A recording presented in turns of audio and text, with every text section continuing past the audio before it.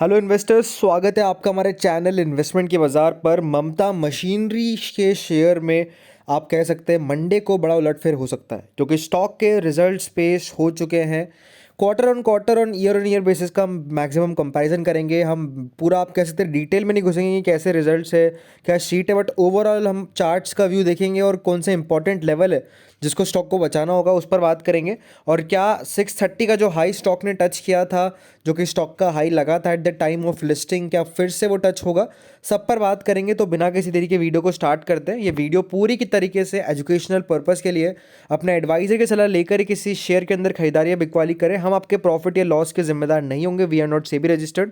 Starting with companies results, तो Mamta machinery का जो रिजल्ट था यहाँ पर आप देख सकते हैं।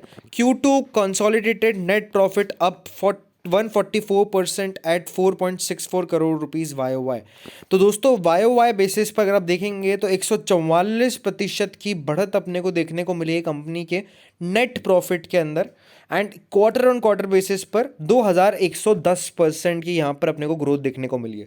तो रेवेन्यू आप कह सकते हैं प्रॉफिट वाइज पर कंपनी को फुल नंबर मिलते हुए देखने को मिल रहे हैं। लेकिन ऑन द अदर साइड अगर रेवेन्यू की बात करेंगे तो सालाना तौर पर कंपनी का जो रेवेन्यू है वो 5% घटता हुआ देखने को मिला है। लेकिन अच्छी बात यह है कि कंपनी का जो रेवेन्यू क्वार्टरली बेसिस पर यानी पिछले क्वार्टर में था उसमें 55% की ग्रोथ देखने को मिली। तो फिर से वापस से कंपनी ट्रैक पर आ रही है। ये भी अगर अपन कहेंगे तो ठीक ठाक ही आप कह सकते हैं नंबर आते हुए देखने को मिले। लेकिन खराब क्या है? खराब ये कंपनी का जो एबिटा है वो दोस्तों आप देख सकते हैं वो ऑलमोस्ट 71% घटता हुआ देखने को मिला है ईयर ऑन ईयर बेसिस पर।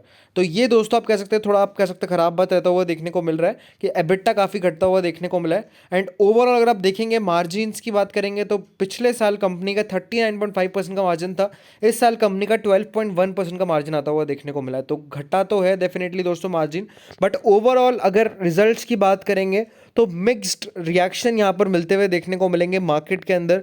इतने खराब रिजल्ट्स भी नहीं है और इतने अच्छे रिजल्ट्स भी नहीं है, ठीक ठाक रिजल्ट्स है। 3 से 4% या तो नीचे, 3 से 4% या तो ऊपर, इसी के बीच में अपने को यहाँ पर ओपनिंग आती हुई देखने को मिलेगी। इससे बड़ी opening I don't expect in this Mamta machinery share as it's already been corrected from highs. बाकी बाजार की बात करेंगे, गिफ्ट निफ्टी 55 पॉइंट्स ऊपर है, but probably Indian markets Monday को अच्छी तेजी कर सकते हैं, क्योंकि यूएस मार्केट्स में काफ़ी अच्छा एक्शन बनता हुआ देखने को मिल रहा है, जिसका इंपैक्ट इनडायरेक्टली इंडियन मार्केट्स को जरूर मिलता हुआ देखने को मिलेगा। एंड ममता मशीनरी की बात करेंगे, 4 रुपए की गिरावट देखने को मिली है, लेकिन इंट्राडे में काफ़ी बड़े मोमेंटम देखने को मिले। आप यहाँ पर अगर आप देखेंगे तो 488, 488 का लो है, 540 का हाई है। तो हाई से तो शेयर गिरा, लो से रिकवर भी कर गया और मिड रेंज पर क्लोजिंग आई है। तो अब देखना होगा कि 500 रुपीज़ का जो इंपॉर्टेंट लेवल है उसको स्टॉक बचा पाता है या नहीं बचा पाता है। बाकी यहाँ पर अगर आप बात करेंगे ऑल टाइम हाई की, तो ऐसे अर्लियर स्टेट जब स्टॉक ने आपका हाई लगाया था 630 तक स्टेज आता हुआ देखने को मिला था। बाकी यहाँ पर अभी शेयर 17.5% नीचे ट्रेड कर रहा है अपने आप कह सकते हैं 50 वीक हाई से। एंड ओवरऑल एक बात और इंपॉर्टेंट है, इंटरेस्ट। यस्टरडे यानी कि आप मान लीजिए थर्सडे की अगर आप डेट देखेंगे तो 59 लाख की वॉल्यूम आई थी, 15% का डिलीवरी परसेंटेज था, 8 लाख की डिलीवरी थी।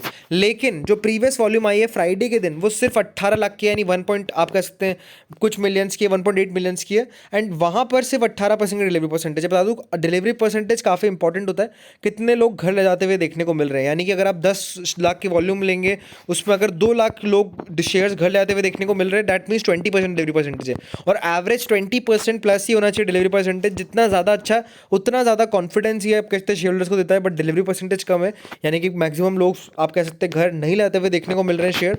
बाकी यहाँ पर अगर आप बात करेंगे इंपॉर्टेंट लेवल की, तो कुछ आपको मैं लेवल्स देना चाहूँगा। सबसे इंपॉर्टेंट लेवल है यहाँ पर 500 रुपीज़ का।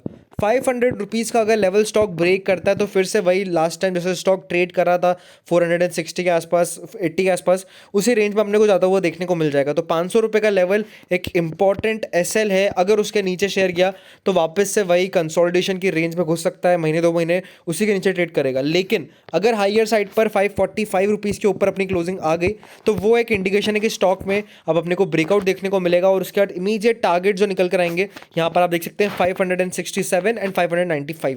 तो ये लेवल आप ज़रूर ध्यान रखिएगा।